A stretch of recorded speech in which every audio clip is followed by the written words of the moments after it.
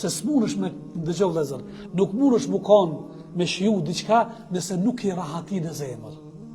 Monë me gjithë formulën. Edhe ka sjell autorin e shembull. Për shembull, se pleneve na ka ndodhur në sprovë.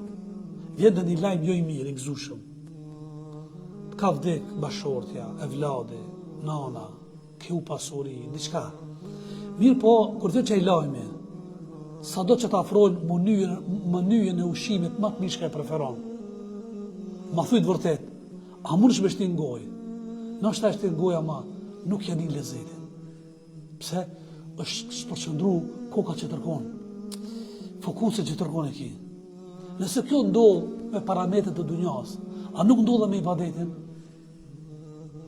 Sa do ty të që falesh edhe adhuron.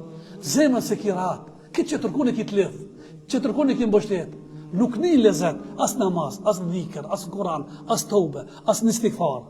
Shumë në pas rahat zemën, me stabilizu, pastaj ngadal fillon e shijon shembull, këta ka sjell Imam Gazaliu, Allah me shëroft, shumë ka qenë kështu në formë direkte edhe ka sjell shembull të kapshme.